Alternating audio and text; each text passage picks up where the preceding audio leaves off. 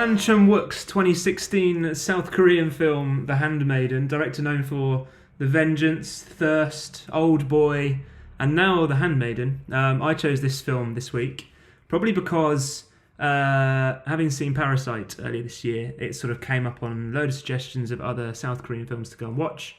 It seems to have been highly rated when well reviewed, so that was the interest. I honestly thought that one of you would have seen it when we picked it. Again, it's one that maybe it's just not been drawn to the attention of the mainstream as much as it would do maybe if it was released now, because of the success of films such as Parasite. I mean, who would like to start off talking about The Handmaiden? Is anyone bursting at the seams to jump in there? Go on, then. Least enthusiastic I've ever. I'll start. I really enjoyed it. I really enjoyed it. I like the fact it was split into 3 parts. We seem to have watched a lot of films like that recently, where they're either broken into chapters or smaller stories to make them a little bit more digestible. But I did really like these 3 chapters because sometimes you can feel that they're kind of just for filler. Some chapters are like, I've been quite vocal about the most recent Tarantino films. I feel there's been a lot of filler in those, like The Hateful Eight was broken into chapters and nothing happened in the first 4. But I thought I liked that the main protagonist and the plot twisted at each chapter, so I thought that was quite interesting. And to be honest, the first twist that came in, I really didn't see it happening when the Handmaiden was taken to the psych ward. So I thought that was really good. It's not often that you're really shocked by a twist of the film. But I like the overall theme as well. I like that it was kind of dark, perverted, and slightly sexual. It was unusual. I find it unusual that it was a Korean film and not a Japanese film, because I've read and watched quite a few documentaries on Japanese culture, particularly around pornography. Like Anthony Bourdain did an episode in Tokyo. It was like his 3rd one there. For Parts Unknown, where they explored like the underworld and the influence of like the Yakuza and pornography, and like tentacle porn is like a big thing in Japan.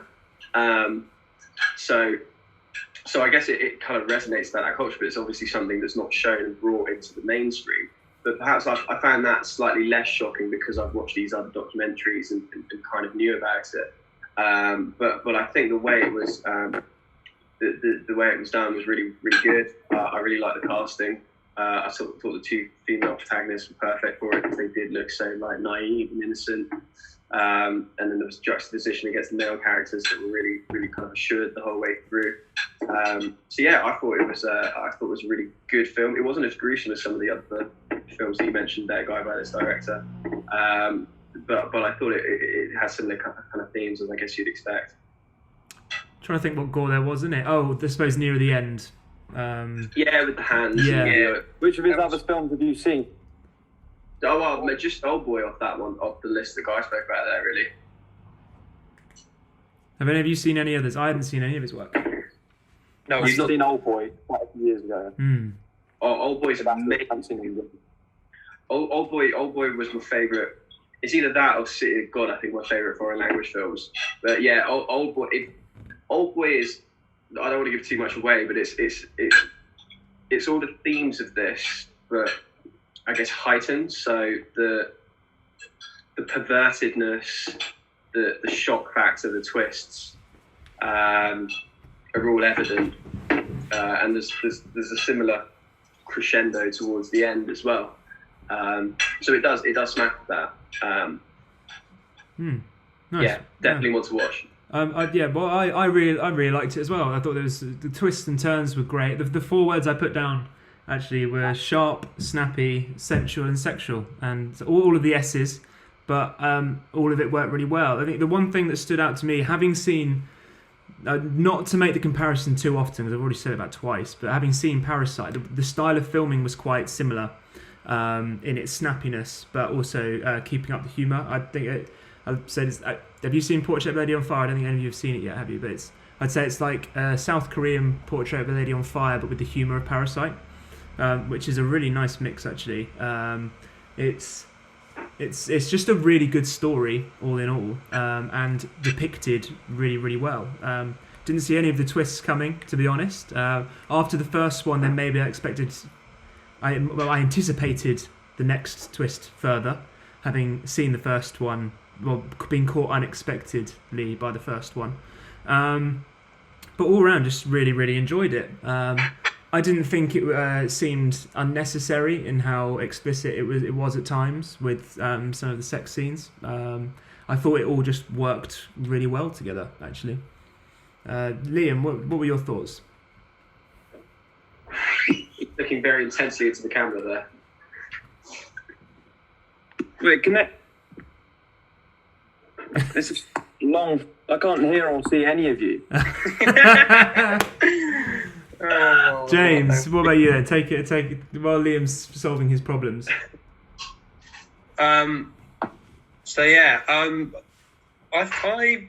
I really enjoyed it as well.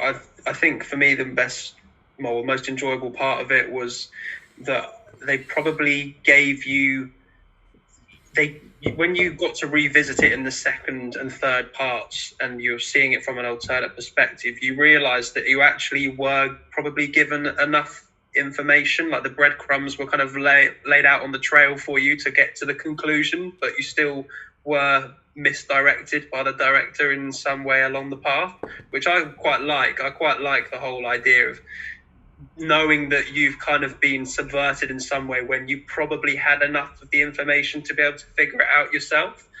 So I quite liked that. I thought that the fact that I found myself picking up on certain lines that they were using in the first part, and you start to see within the second part of the film how those lines have been dropped by other characters to them, to the people that then go on and tell them within that arc. And you start to see how everyone's influenced each other because they each pick up on little words that they end up saying and using in dialogues with other characters. And I thought that was quite a nice way of being able to tie all the different perspectives together throughout it. So it was very smartly written from that perspective.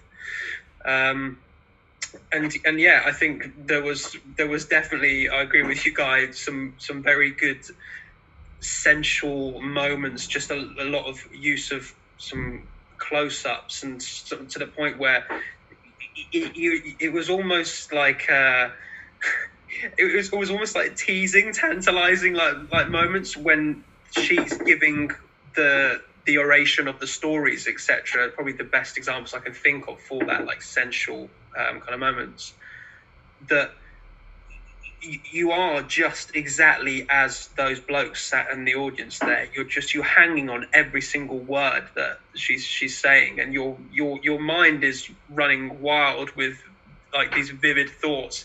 And the fact that it then cross cuts with some of the kind of scenes that would have been shown or playing out within people's minds, I thought that worked really well. So yeah, I completely agree with you saying. My favourite thing though was the storytelling from the three parts. I thought that was really, really nicely done.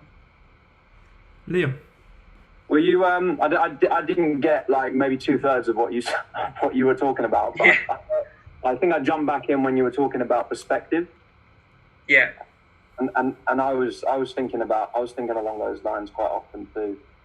The extent to which he plays with different characters' point of views at different times throughout the film. So like you're in one character's point of view and you get the impression, or you imagine that the whole story is playing out in this particular way, and then you hear the same story from a different perspective, or maybe you see that all the moments that were kind of cut out in the first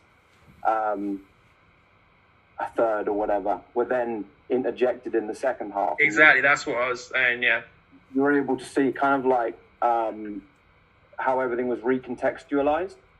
So you've got like one event playing out in one way, and you have the impression that they're romantically entwined or whatever, and then you see all the kind of intermittent scenes played in between those, and it kind of reformulates your entire, it flips your whole view of certain characters within like, one fell swoop. I've not seen that done as effectively as I saw it in this film very often. So I applaud it for that. The other thing that I thought was kind of interesting was within like 5-10 minutes of, you know, into the start of the film, the atmosphere of the film was so heavy, it was so dense. You could tell, or I could tell, that there was like every character had a secret, and there was a lot of hidden complexity just in the scenes and in the characters, even though you couldn't see it, and none of it was necessarily kind of like in the scenes. You could just tell just by the way that the camera was moving and the way that the actors were portraying their characters, that there was this whole deep, dark, kind of gory, you know, complexity that was about to unravel throughout the rest of the film. So that hooked me, and it paid off pretty well. And also, it wasn't even that. I think the 3-act structure helps, because by the end of the first act, I'd already been like fulfilled. I'd already had this hit of like, whoa, shit, didn't see that coming. That's Yeah. Then it happens again, like, and then it happens again. And I watched the extended edition because the audio on the one that Jem put up was a little dodgy. So I tried to find another link, and I reached the end of the film and I realized that it was an extended edition. So I don't know what scenes I've seen that you lot haven't. There's about 40 minutes of You extra. learn more. 40 minutes. Yeah, it was like 3 hours, 3 hours and like 10 minutes or something. The one I watched, Wow.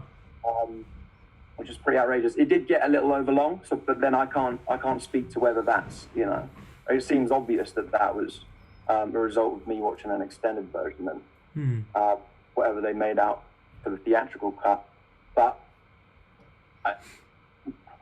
I feel kind of mastered by this film. Like, I felt quite uncomfortable watching it in many scenes.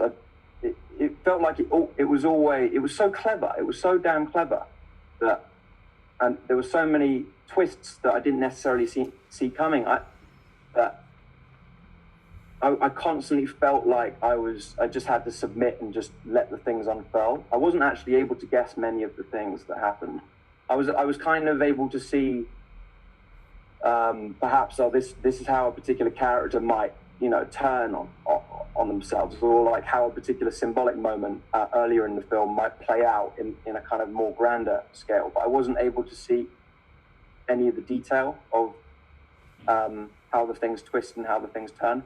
So when, I don't know, again, if this is in the extended edition or not, but in the first third of the film, there's a sequence when you see the Count, and he's in the kitchen explaining the grand plan to everybody. And when he goes up close to the handmaiden, or the soon-to-be handmaiden, she pickpockets him, and she takes something out of her pocket, and then she takes it out of his hands, and then later on in the scene, he says a line, comes back to her and takes it back off her again. And I sort of thought that's kind of funny, and I had the feeling that was kind of like, that might play out in a kind of grander scale between them throughout the film. So like, they'd be working together, she'd take something from him, and then he'd take it back again. Isn't it quite metaphorical of their relationship throughout the entire film? Just on a total grander scale, it ends up being that way, doesn't it? But yeah. So I could see those things occasionally when they were kind of quite explicit, and occasionally certain shots were just so obvious, like they would just have the handmaiden be between him and her, and you're like, oh well, it's, you know, it's symbolic of the fact that she's going to come between them at some point in time, and that turns out to be true too.